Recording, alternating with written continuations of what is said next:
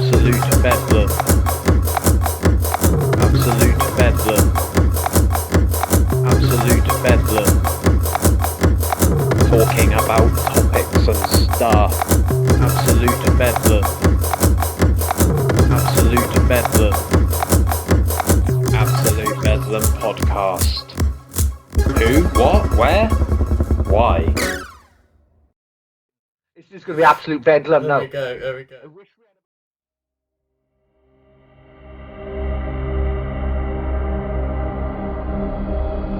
Dorset, England's gateway to the sea. Legends tell of how travellers and wayfarers would navigate vast oceans to meet the natural beauty of the Jurassic coastline. As the centuries have passed, only their song remains.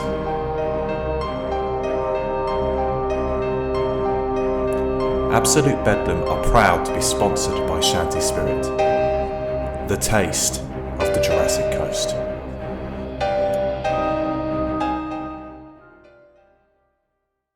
Good evening and welcome to another edition of Absolute Bedlam podcast.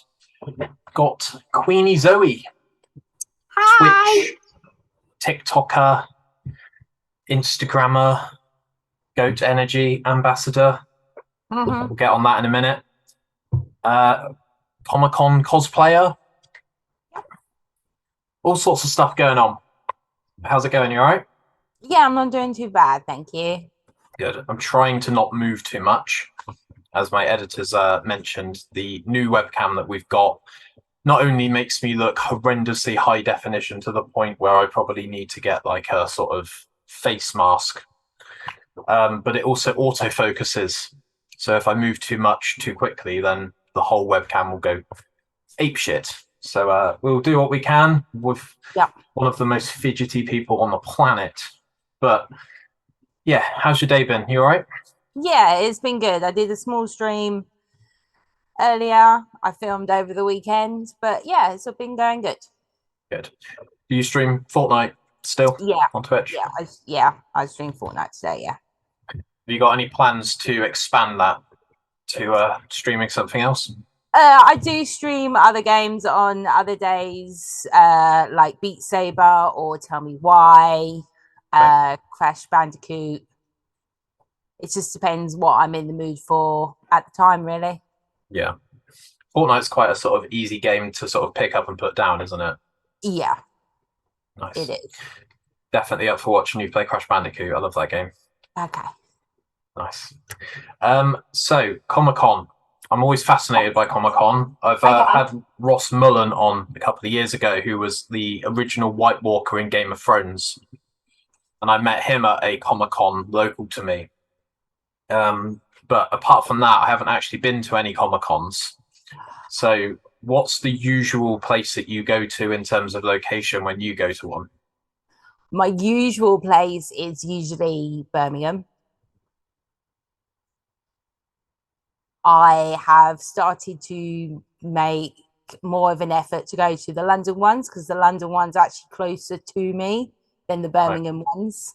I'm quite far down south. Yeah. So, but usually I do go to the Birmingham ones because that is quite central in the UK, and us as cosplayers in the community that I am in, that's where we all can meet up and make videos together. Yeah, fair enough. The question on that was, would you love to go to Comic-Cons somewhere down the line as a sort of full-time influencer and actually have like a sort of pass, or are you happy to sort of go there as a break from real life and enjoy the escapism that it provides you rather than going there as a worker?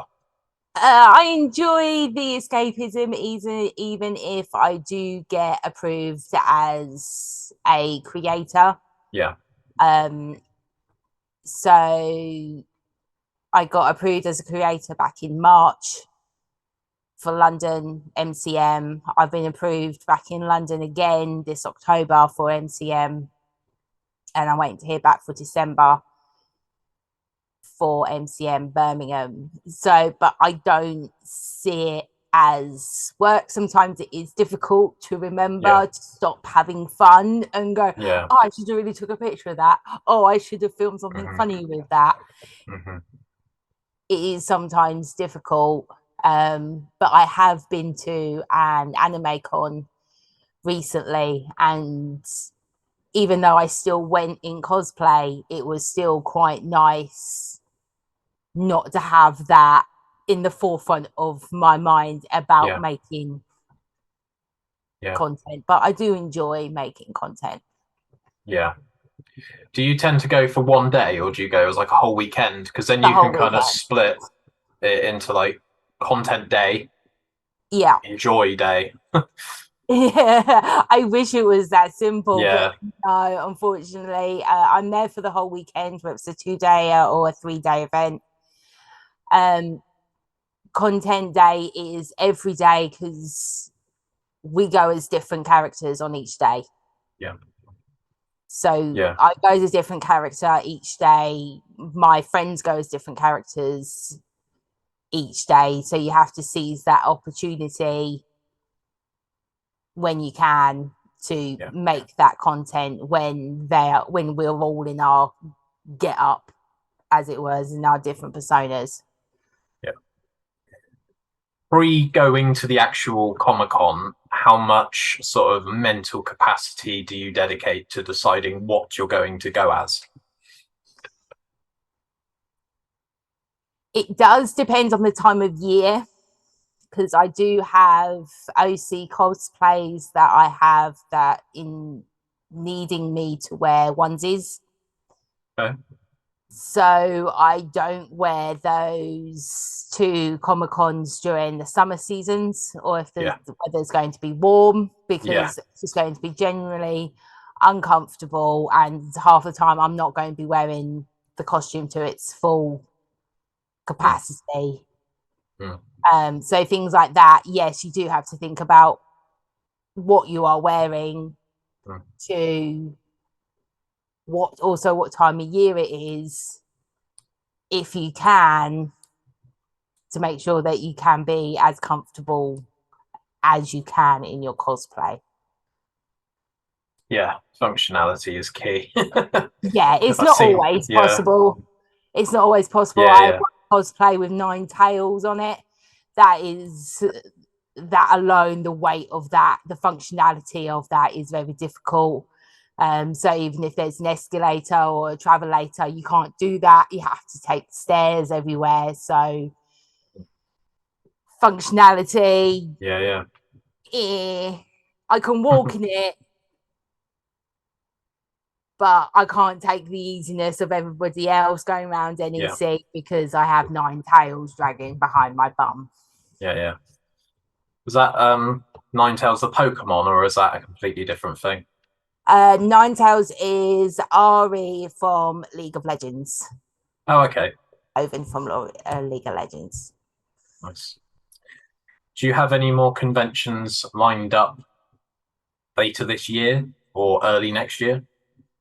So I may be going to London Anime League, which is in a couple of months' time in London.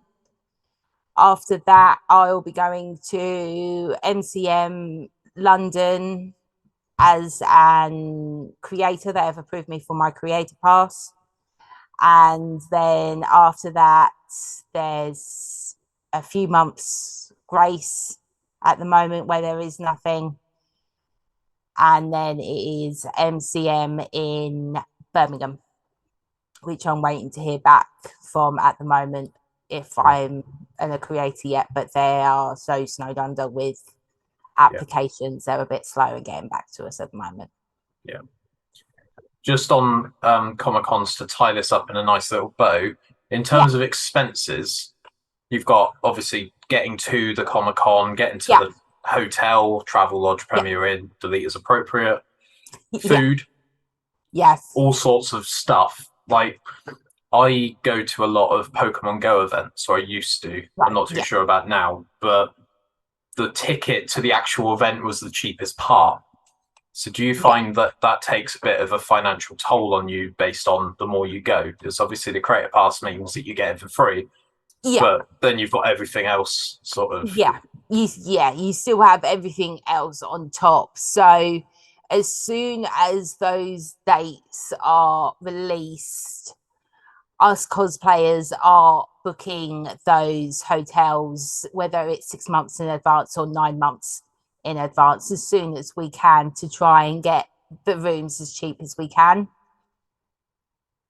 Because if we leave it too close to the time, the price is pretty much tripled.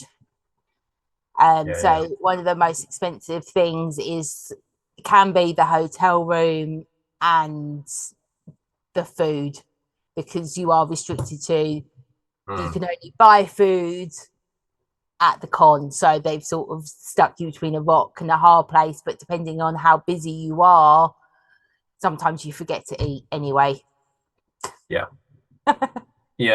I've only really experienced that like getting on a plane when you're sort of in between security at an airport, where time is obviously passing quite quickly, but you're almost so focused on getting through the airport and getting onto the aeroplane that you kind of forget that you're a human being.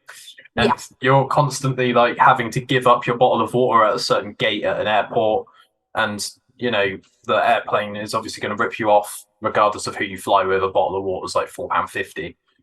And it's a bit mental, really, that that's allowed to happen, where it's like service stations. Like I went to Digitize Alive a couple of days ago, and coming out of Fleet's service station, the price of fuel was like double the price of the standard price.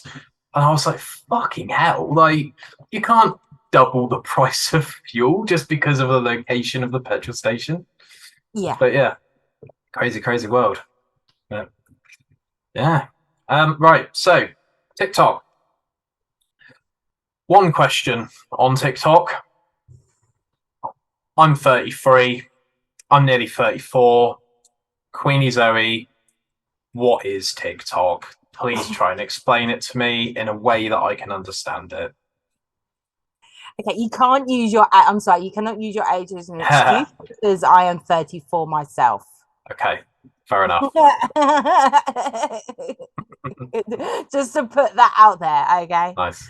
Okay, TikTok is a social media platform where we can create long or short videos using other people's sounds or create our own sounds and just put them out there on the internet. So it originally came about by taking over Vine. So Vine was the original start of short comedy sketches and videos.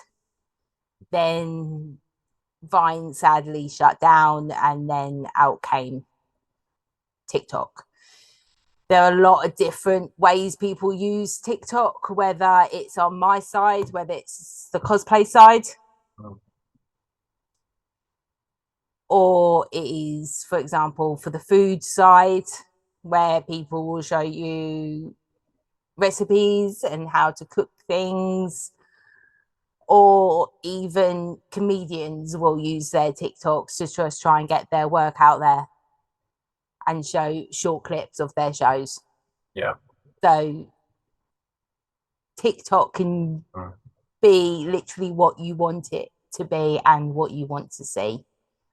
I see a lot of people that do podcasts and they use it as like a funnel to get people to go over to the YouTube channel or to go over to Spotify and actually watch or listen to the whole thing.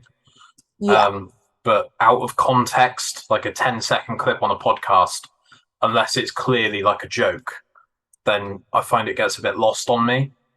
There's a comedian that I like a lot called Theo Von, and he's very sort of snappy out of context just as a person. So it works for him, but sometimes it doesn't exactly entice me to sort of go over to that person's page or profile and sort of.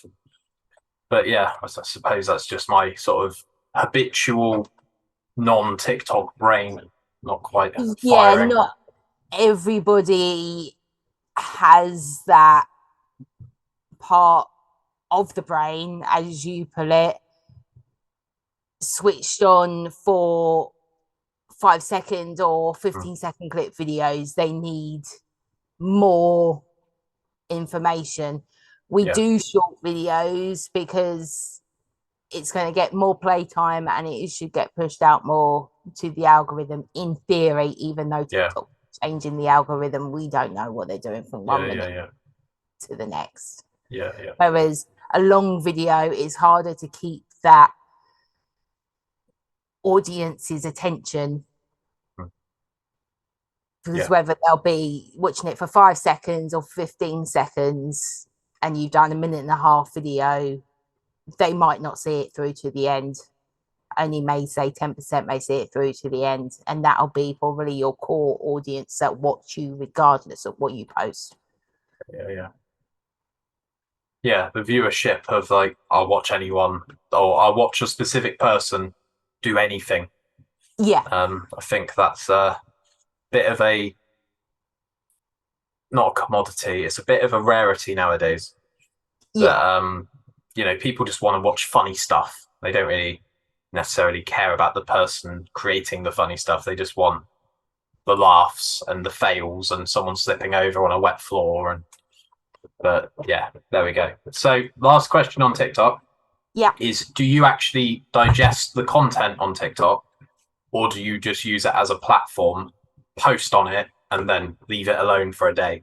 Or do you actively sort of engage with people on it as a platform? I actively engage with people on there daily throughout the day. If someone comments, I will comment back. I don't ignore them. They've took the time out to watch my video, like it and comment. Least I can do is like it and comment back to show that recognition has been seen. So not everybody is like that. I tried to be. So right, okay, this is my TikTok time. I'm only going to be looking at TikTok now. But then if you leave it for so long, you can then become overwhelmed with the notifications, and then it's harder then to catch up. So I find best that works for me is little and often. It just keeps that overwhelm feeling down. And to me, TikTok is a form of therapy. It's to get emotion out that I might not be able to get out any other way, whether that's going for a walk or losing myself in a video game. Sometimes that's just not good enough. Sometimes you just need to physically act out what you are feeling. You saw the video that I posted today on Instagram. Sometimes that just needs to be acted out in what you are feeling and what you are going through, because you know that there are people out there and you have followers out there which are feeling the same way, and you need to reassure them that they are not alone, and that is why they follow you and they look up to you. I think from a musician's standpoint, I occasionally need to just pick up the bass, even if I'm not in a band, even if I'm not like doing anything with it, even if I'm not teaching. I just need to sort of play a song, and that's my sort of release. The heavier the better, naturally. But yeah, I've spoke to so many drummers on here that have that exact feeling of like, I just need to fucking go out and do something. And I think that's why everyone struggled with COVID, is because people couldn't go out and do the thing that helped them previously, so they had to sort of turn their front room into their studio. So yeah, awesome. Silly question, not quite as deep. Oppenheimer or Barbie? See, now this both has its pros and cons, and I know there's going to be certain people that are going to like me and certain people are going to dislike me. But I'm guessing, I think I know what you think I'm going to say. Yeah, a little bit. But I'm gonna go and say Oppenheimer, purely because he's done more than what Barbie has. And in my reflection of the movie, I'm trying not to give spoilers, Yeah. is that even though Barbie thinks that she's changed the world for feminism, shall we say, in reality, that has not changed. Mm. So, and I do believe that Mattel do believe that at the heart and at the root. And I know that the director and the producer of Barbie wanted to give a strong, empowering message to females through this movie. Yeah. However, I just feel, this is my opinion, that it just put today's problems in a toy world. Okay. Yeah. I haven't seen it. I've seen Oppenheimer. I thought it was good. One thing I will say about Barbie is the casting looks insane. The Ryan Gosling, Margot Robbie, etc., etc. And I've actually got Aqua's email address. So I imagine that their inbox at the moment is just completely smashed because they've got like another sort of 3 weeks of busyness. Yeah. So I might email them at some point and see if they can come on and we can talk about the Barbie song. But yeah, which is fantastic. insane because that is not used in the movie. Oh, okay. I thought it would be. No, yeah, that is mad. That is not used in the movie at all. Not even in the ending credits. Yeah. Oh yeah, you'd think that would be the best place. Like even like sort of Marvel post credits. It's just a music video or something at the end of the film. Yeah, no. But yeah. I think that's a very time sensitive question, so I am going to kind of drop a bit of a spoiler about Oppenheimer. So if you are listening to this, sorry, but this is probably going to come out in 3 weeks. So if you haven't watched Oppenheimer by then, it's probably not in the cinema anymore. So I really don't know what you want from me.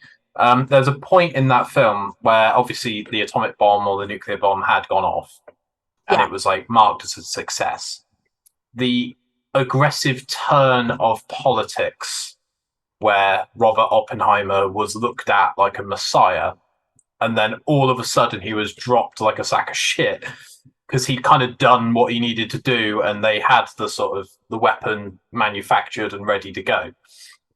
I got quite sad by that because I think he visited somewhat, I won't spoil it too much, but he visited someone who, you know, is the face of America, let's say, and he kind of said to Oppenheimer, it doesn't matter who made the bomb, it's the fact that now the bomb exists.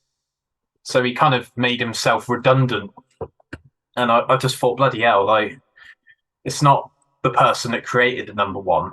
It's the fact that the number one song is out there. Do you know what I mean? It kind of made him feel a bit expendable. And that kind of hit me quite hard. But yeah, I've really enjoyed Oppenheimer. I highly recommend it if anyone wants to go see it. But it is pretty dark. I can see why people are watching Barbie and then Oppenheimer. So you would have thought it would be the other way around. Yeah, really, yeah. Wouldn't you? Start on a high. Yeah, Oppenheimer, and then watch Barbie just to pick yourself up a bit. Yeah, completely. Next question. I think we'll go to another meeting after this one. But how did you come across Goat Energy? Can you remember? I come across Goat Energy at Insomnia, which is a gaming convention. They were there pushing themselves out there, really. And they had a little mascot of their goat, which is so freaking adorable. I need to meet him. It was so tiny. It was only like 4 foot tall. It was so cute. That's how I came across Goat, was at Insomnia at another convention. Yeah. And since then, you've obviously spoken to me a couple of times, and you've now got your own code. I do. So if you want to promote that one, I'll promote my one after, and we'll see who gets the most sales in a week and probably fall out, because that's how competition works, right? So yeah, what's your code? We will fall out. My code is quite simple and it is happy. HAPPY, and you'll receive 10% off. Mine's better than 10, and you'll also receive 10% off. I love this stuff. I'm not shilling it. I actually drink it, and I really enjoy it, and I can't wait for the cherry flavour to come out. If you are listening, still, isn't it? Yeah, I think there was a problem with the flavour, like the way it was all mixed together, like the formula. Going forwards, guys, if you are listening to this and you're getting sick of Goat Energy already, you probably just want to unfollow the podcast, because I'm going to be promoting the absolute hell out of these for the next 6 months, because I think they're onto something good. And there's also talks of making like an 8-bit flavour, so I might have to develop an 8-bit Bedlam Bee. But for now, use the codes mentioned previously and get yourself 10% off. HAPPY, happy. HAPPY. It's a lot quicker than Bedlam 10. It is. You're onto something there. But yeah, shout out Colette and Andy from Goat Drinks. I think we're all right for another 4 minutes. So, right. I know what you're going to ask, but don't worry about the actual exposition behind this question. Just worry about the actual main specific thing of it. You're on death row, right? What's your favourite 3-course meal? I need a starter, a main, and a dessert. Okay. We've got less than 4 minutes, so I'm going to go with plant-based duck bower buns as my starter. I'll have pumpkin katsu curry noodles as my main. And see, now this is where I've struggled, is my pudding. It will either be cheesecake or mochi. Mochi's really, really good. I just find it very cold. And I'm aware that it's ice cream, but it either like makes my mouth frozen, or it like melts aggressively in my hand whilst I'm waiting for it to get a bit hotter. You can buy them. Yeah. As like a sweet, so it's not. Oh, okay, not a frozen one, right? Okay. Yeah. So it's literally a sweet. That just looks like an eyeball from like a horror film. I know. maybe I picked the wrong flavor to pick up. What is it? Blueberry. Yeah, it's a blueberry flavor. Yeah. Fantastic. There we go. It's a very Japanese inspired 3-course meal. Yes. I love it. Yeah. Yes. Fan of Wagamama's? Yes, I am. Yeah. And wasabi. Yeah. Wasabi. There's these crazy snacks in Aldi, of all places, called wasabi peas.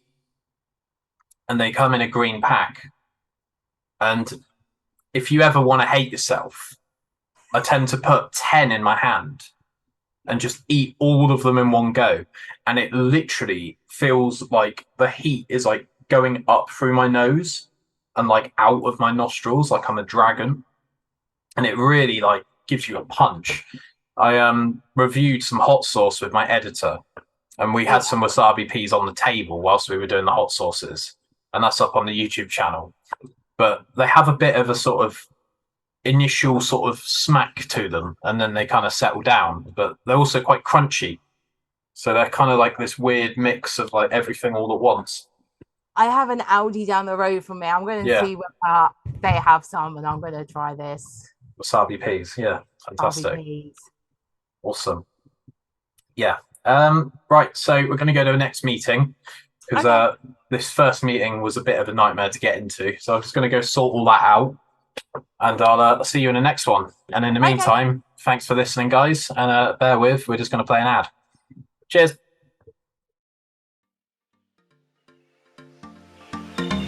SETTSURF Ethical Skincare. SETTSURF uses only the finest organic minerals and ingredients, taking an ethical approach to protecting the planet as well as your skin. You take care of the good times, while SETTSURF takes care of your skin. Are you off to the beach this summer? Well, why not get your hands on some SPF 30 or 50 SETTSURF Suncream to keep your body protected? Absolute Bedlam Podcast, proud to be sponsored by SETTSURF Skincare. Going straight back in with a weird question. Weirdest place Queenie Zoee has ever slept? Did wonder where that was going then. Yeah, I get that a lot. Weirdest place, what? Yeah. Weirdest place I've ever slept is not led that much of an exciting life. So probably the weirdest place I've ever slept is probably on the beach, pulling an all-nighter when you're telling your parents you're around your friend's house, but you're not really at your friend's house. You're down the park getting drunk. Nice. But instead you end up down the beach because I used to live by the seaside. Yeah. Memories. I live by the seaside now. I have done for 33 years. And yeah. I miss living by the seaside. I miss it so much. Some of my friends, we used to swim out to like a sort of floating barge to watch the fireworks because for all of its faults, Weymouth Council actually seems to have pretty decent fireworks. They'll forget to take your bins out, but they got decent fireworks. Seems to be one or the other in Dorset. So we used to swim out to the barge and watch the fireworks and then swim back. But I think one of our friends decided once when they were drunk to swim out to the barge to go to sleep. And I don't know how people sleep on a barge that's obviously rocking with the water and in pitch black. So shout out to him. I can't remember his name. I don't speak to him anymore. Maybe he's dead. Maybe. Wow, that turned a corner quick, didn't it? Yeah, welcome to my world. Very dry, very dark. There we go. I'll message him after this if I can remember his name. But yeah, good question. I like that one. It's a nice icebreaker. First phone you can remember having? Was a Nokia, and this is my actual ever first phone that was given to me on my 13th birthday, was a Nokia 5110. Okay. So it was a proper brick style Nokia with the little antenna on it. Yeah, I'll have to Google that. 5110. Yeah, and it was I had the one with the bright yellow case. Yeah. Nokia. Why did Nokias have cases? They're like the most solid phones in human history. Oh my god. Yeah. That's like something you'd call in an airstrike with. Yeah, that was my first ever phone. I don't know if people can see it. Yeah. Google Nokia 5110. I haven't heard of this one before. I usually hear 34 or 3310. Yeah. Christ. No, my parents wasn't that down with the kids. They could have got me one of those, but no, they decided to get me one with the little antenna on top of it. Yeah. Do you remember like having to ration how many text messages you had? Yes. Fun times. About to say that. And when you'd go on the internet, it was like a completely different dimension. Yeah. It's just like WAP, sort of 2G crazy, charge you £6 a second. Not really the internet, but it's the best we can do with the technology that's out there, sort of world. Yeah, and if you don't, my thing was I always forgot to lock my phone. So I always used to butt dial anyone and everyone and then moan that I had no credit left. Yeah, and people would say, prank me when you're outside. Yeah. Because a prank was basically a phone call that you shouldn't answer because if the phone connects, it costs like 8p or something, doesn't it? Yeah. So, yeah, that was I was like the only person in my entire school that had any credit at any moment. Everyone else was just like, yeah, just prank me, don't actually answer the phone sort of thing. But yeah, remember going to like the post office and getting like a £10 top up. Yeah, £10 voucher. Yeah, you have to type your code in on the receipt. Yeah, the Good long stuff. ass code where you have to like dial like 115 or something. Yeah. Yeah. Do you still have the 5110? No, I don't. I bet it still works.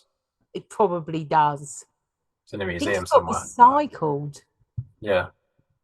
I think we sent it off to be recycled. Nice. Good times. Can you remember what colour it was? Yellow. Yellow. Oh, I like that. I saw a load of blue and red a second ago, so No, I had Yeah. one with the yellow fascia on it. love that. So next question. You're building some Lego. Do you find yourself putting pieces of Lego into specific categories in terms of color coding or parts? Or are you a psychopath and just not categorize anything and just build it as it comes? Has to be categorized. Yeah, completely. Why would you? How? If you just jumble everything all up, how are you then supposed to know what bit is supposed to go where? That's how our mistakes are made, Yeah. people. Yeah, that's when you realise when you've built the Eiffel Tower that there's like a little strut at the bottom which is a wrong piece. Yeah, It kind of works, so you don't want to change it. yeah. There's No, everything has to be categorized. Even jigsaw puzzles has to be categorized. There's a YouTube video that my son recommended to me a couple of weeks ago called Illegal Building Techniques in Lego. And that's like some really crazy, I'll send you a link. But it's like there's now literally a Lego piece for everything. There's like a sandwich Lego piece, and it will like just about fit into one of these, like when you're building like a structure. And yeah, some people are really critical on like you should use the right piece for the right job. But yeah, it's fascinating. But the first thing I do when I get like a box of Lego is I open all of the bags, because a lot of the big ones now, they say like bag 1 of 6 or like 2 of 6. So I tend to just get all of it out on the box and then I categorize it, usually in color. So I'll see like a load of wrenches or a load of screws and a load of stuff, and I'll slowly start building from there. But yeah, nice. The one I want next for Lego is architecture. If you've seen any of that stuff, there's a really nice one of Tokyo, but it is insanely expensive. It's about 60 quid. Wow. So yeah, maybe one day. I always have a moment as well where I'm building Lego and I'm like, what am I going to do when this is built? Like, what am I going to do with a Millennium Falcon? Like, my girlfriend's not going to want that in the front room.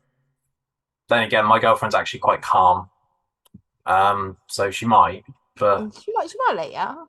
I think she'll Yeah, more likely maybe. let you have it sitting on the side than hanging from the ceiling somewhere. yeah. No, I could just imagine getting home and that string snapping and just all my work. Some people glue Lego together as well, They which is do. like, that's like the final, like that's like a commitment. Like, Yeah. you know, You what if have you to found be out? dead sure that Yeah, that bit goes there. Yeah. Exactly. Yeah. What's your favorite Lego set that you can remember? I don't think I could.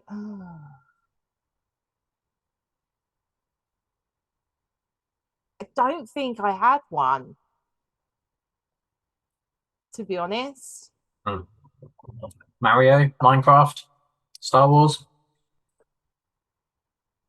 It will more likely be a Mario one, because I was always brought the small ones, like the small mini kits. Yeah. Not the big ones. I was never Yeah. allowed to have one of the big ones. I was only allowed like the small Yeah. ones. So Yeah. I only had like the small ones. So I was forever always building them and then taking them apart and building them, taking them apart, because you could, because they're small. They're more likely to be a Mario one because I got brought up with Nintendo and Sega Mega Drive. Yeah. I remember like the mini kits. They were very, very similar to sort of small cereal boxes. Yeah. In terms of their sort of size and what they had inside of them. But they almost sometimes compared to like Kinder eggs. Yeah. Where you would get like 4 bits and you would just be like, do, done. Yeah. Now what? Go and have lunch. Ta-da. But yeah, we'll get on to Kinder eggs in a bit. Favorite animal and favorite animal noise. My favorite animal is a 3-toed sloth. I absolutely adore sloths. I think they're absolutely amazing. Yeah. And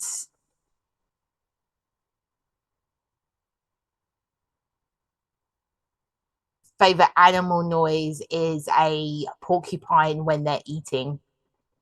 Okay. I'll have to check that out. It's just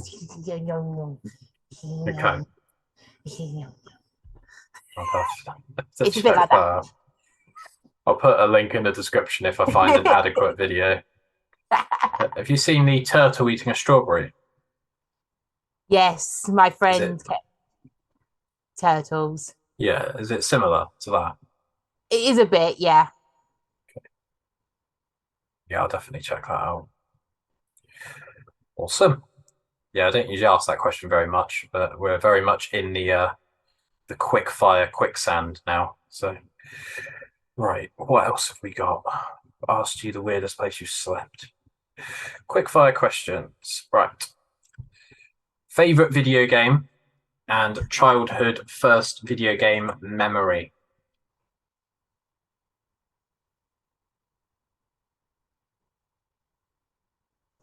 Okay, so first video game memory would have to be the original Sonic the Hedgehog on the Mega Drive. That was one that I would always be playing. And when I get stuck, go, Mom, I can't do it. And then she'll do the difficult bit for me, and then I'll carry on. Yeah. Because mums are good like that. Yeah. They'll beat the boss up for you, so you don't have to start again. Yeah. And favorite video? Just favorite video game. You can have more than one because obviously that's a pretty crazy question. Yeah, that is a pretty crazy question. I might get a little bit of hate for this, but I loved Final Fantasy IX. Okay. And the original Assassin's Creed. My girlfriend's obsessed with Assassin's Creed. It's insane. I love them. She's plowing her way through Black Flag at the moment. That is one I still have not played. I'm down my way through Odyssey at the moment. It's almost like a game within a game because you can literally just hit the high seas and be a pirate for like 6 hours at a time. And obviously you're like plundering other ships and you're catching metal and stuff on the sea. But you almost forget that you're playing Assassin's Creed. Because I quite like the sort of treasure hunts and the puzzles and the secrets. Yeah. Whereas when you're just doing that, obviously you're upgrading your ship whilst you're doing it and stuff. But yeah, it's almost like sort of 4 separate games that are all fantastic within themselves. So yeah, highly recommend Black Flag. I think her favourite one is Syndicate. Yeah. I hope that's right. That is right. You're okay. I do listen sometimes. Next question. Favourite children's TV show? Damn. I think the one that there's 2 that I always watch the most, and that was Postman Pat, and Rosie and Jim. Oh, You're that not duck. showing my age. Wah. Wah. Is it the old? Was it called the old tugboat or something? Yep, tugboat. That's the one. Canal boat, yeah. Yep. Is it Tots TV that had like a French character? I can't remember. I think it's right. One of their like, there's 3 characters in Tots TV, and one of them was like a foreign exchange student. And I didn't realize as a kid that it was French. I just thought she was just going off on one, like she had a problem or something. And my mum was like, "No, she's speaking another language." I was like, "Didn't realize there was another language other than English." Yeah, Tots TV. Rosie and Jim. Yeah, What a Rosie and show. Jim. Love that. Right, so is a Kinder Egg a toy, or is it a deliciously chocolate treat with the added bonus of a toy inside of it? Like saying, is Jaffa cake a cake or a biscuit, isn't it? Very much so. Yeah.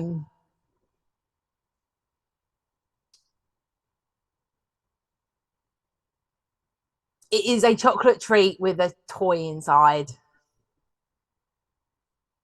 What do you tend to do with a toy once you've built it? It depends what it is. Because I used to like trying to get the whole collection. To get a whole Kinder Egg collection is freaking hard. Yeah, fair Have enough. you ever tried? Yeah. I think I had a load of wildlife. Even if you buy them out the same box, you're still going to get absolute randomness. Yeah. Yeah. It's just not fair. It's not fair on the children, Bruno. It's not fair. Sort your life out. Kinder. It's not Bruno, is it? It's Kinder. Sort your life out, Kinder. Camping in a tent or a static caravan for 1 week? Static caravan. Not in a tent. No, you will not find Queenie in a tent. Oh, okay. No. Heard it here first.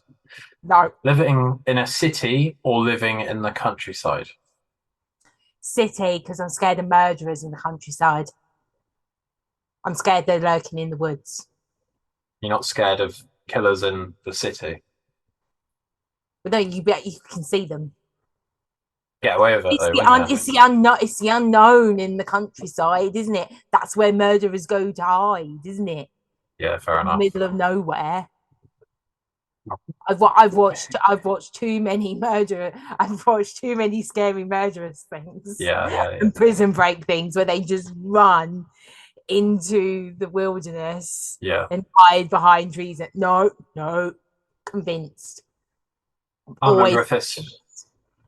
remember if this was Theo Von or Joe Rogan, but he said something quite profound once in one of his podcasts, which was, "I think I've heard every noise there is to listen to at night." I think it was either Joe or Theo were talking about not locking their door at night because they just weren't bothered about sort of that. So just, if a door's got a lock on it, right, use the lock. Like, why chance it? But yeah, I just love those two. I think they're great. Chocolate or sweets? Chocolate. Very good. Bath or shower? Shower. Mornings or evenings? Evenings. Mario or Sonic? You evil. Yeah. Beep. Yeah. Mario. Okay. We've discussed both at length in this already, so yeah. Team Sonic for me. Apart from when he went 3D, there was no need for that game. Pointless. The camera was all over the place. Did not enjoy that. I love Super Mario 64 though. I thought that was one of the best games ever made. That was 3D. 2 more questions, and then we'll plug all your stuff and I'll leave you to it. Apple juice or orange juice?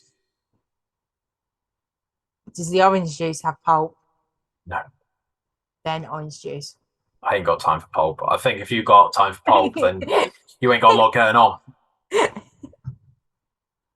It's disgusting. I can't stand pulp either.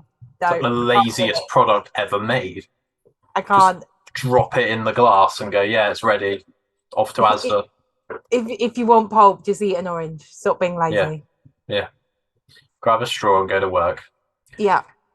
You want to slightly inconvenience someone by taking one item from their house. What would you take and why? Their Wi-Fi router. Good.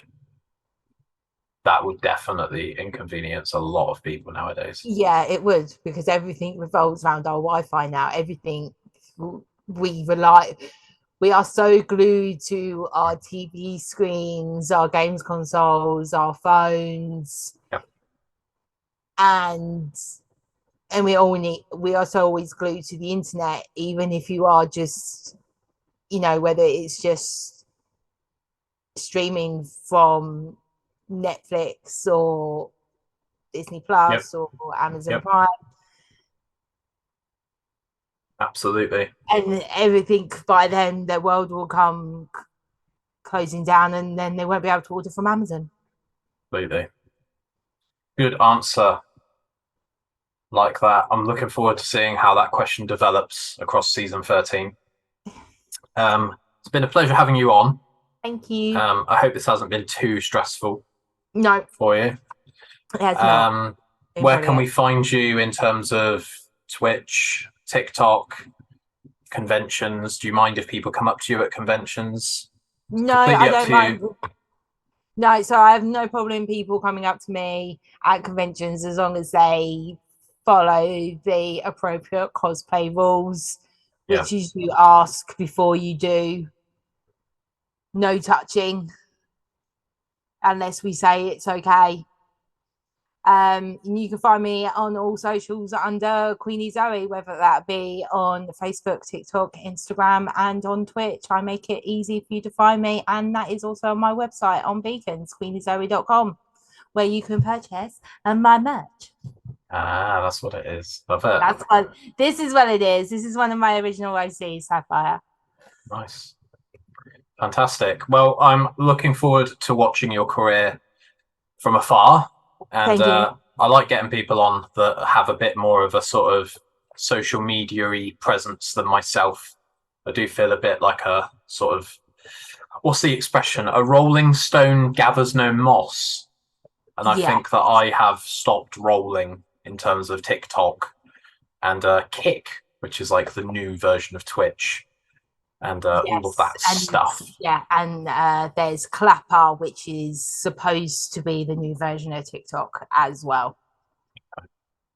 It's crazy how these things just kind of appear, isn't it? Just they almost drop out of the sky, and everyone, like Threads, like that, just sort of everyone gave up on Twitter, and Threads got kind of pushed the red button, and everyone's got Threads now.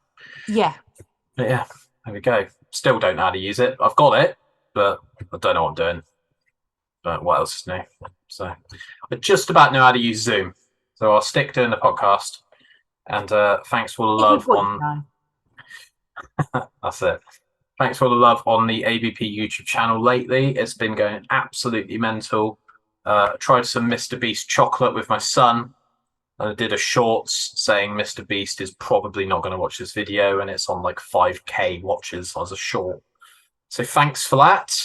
And nice one. It's been a pleasure speaking to you, Queenie Zoee. And stay in touch. Cheers, guys. Bye. Bye. Thank you. Bye. Absolute bedlam. Hey guys, it's John here from Absolute Bedlam. We just wanted to take a moment to introduce you to our brand new Patreon. If you head over to Patreon now, you can get access to behind the scenes footage, ad-free content and episodes. You can even send your own requests in terms of the content you would like to see us create. All of this is available to you and more. We've got free options available to you as a patron with us. If you just want to support what we do and help build the Absolute Bedlam experience, a small fee of £1 a month, you can do just that. If you want to get access to that ad-free content, those ad-free episodes, for £5 a month, you can join the Hive. And if you want all of that and more behind-the-scenes footage, commission works with us, live Q&A sessions, for £10 a month, all of the madness, all of the chaos of Absolute Bedlam will be yours. So head over to Patreon now, become a patron, and join the hive. Absolute Bedlam Podcast. Who? What? Where? Why?